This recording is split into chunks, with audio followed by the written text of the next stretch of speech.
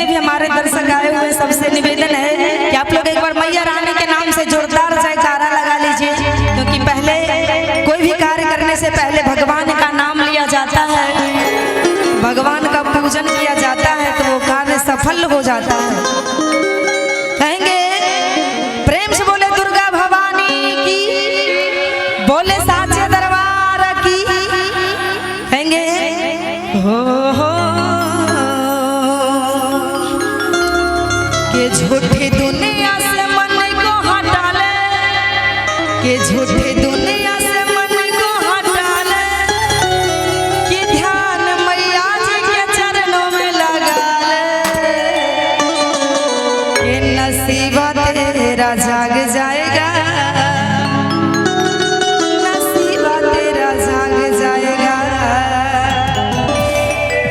कि झूठे दुनिया से मन को हटा ले, झूठी दुनिया से मन को हटा ले, कि ध्यान मैया जी के चरणों में लगा ले, नसीबा तेरा जाग जाएगा, नसीबा तेरा जाग जाएगा, नसीबा तेरा जाग जाएगा, नसीबा तेरा जाग जाएगा।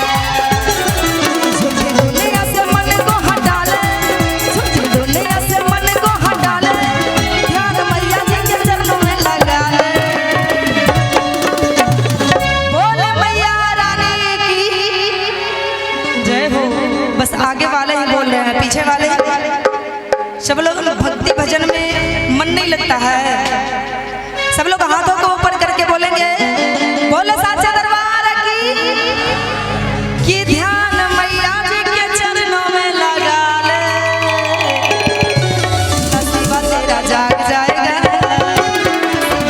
जाग जाएगा, नसीबा तेरा जाग जाएगा, नसीबा तेरा जाग जाएगा।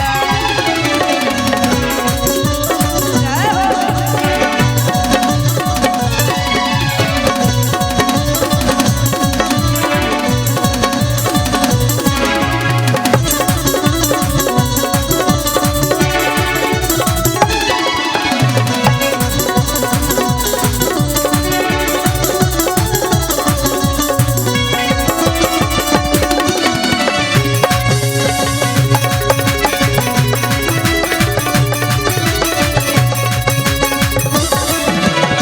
और झूठे संसार चलन अनोखा है, पग पग मिले यहाँ धोखा ही धोखा है।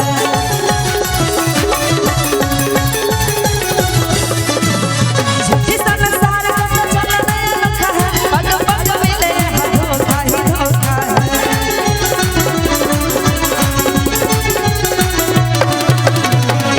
कि मान जाएगी तो मैया को मना ले, कि मान जाएगी तो मैया को मना ले, जोत प्रेम वाली चरणों में जगा ले, कि नसीबा तेरा जाग जाए।